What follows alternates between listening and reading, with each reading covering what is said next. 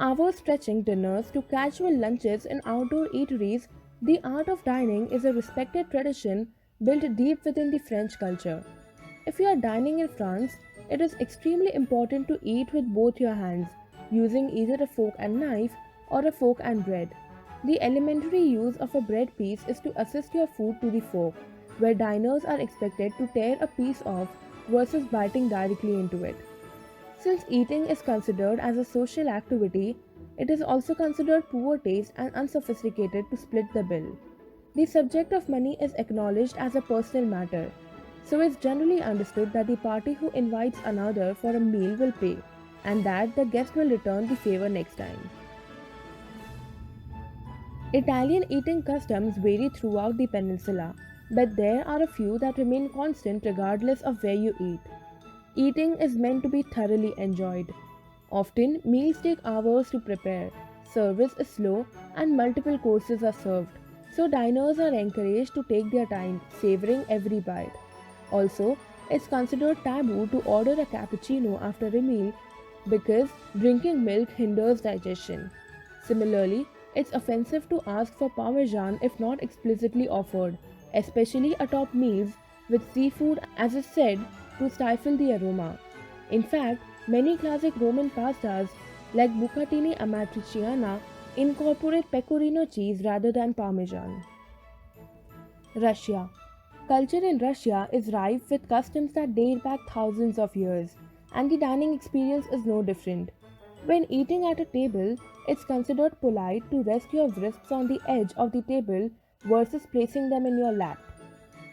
Hosts will typically offer copious amounts of food to signal to guests that there is plenty to go around. Similarly, hosts often repeatedly offer to refill plates to reinforce this notion. It is considered disrespectful to decline a shot of vodka at dinner as it's believed to be a sign of trust and friendship. Morocco. Today, Morocco's vibrant cultural practices are a hybrid of modern and indigenous traditions.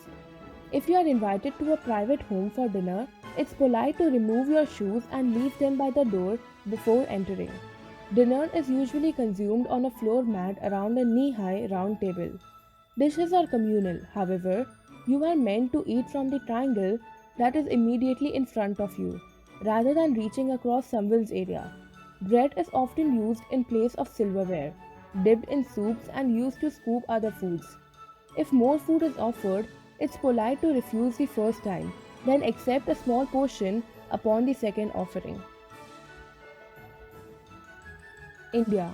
The vibrant sights, rich scents, and sumptuous flavors of Indian cuisine largely define the country's cultural experience.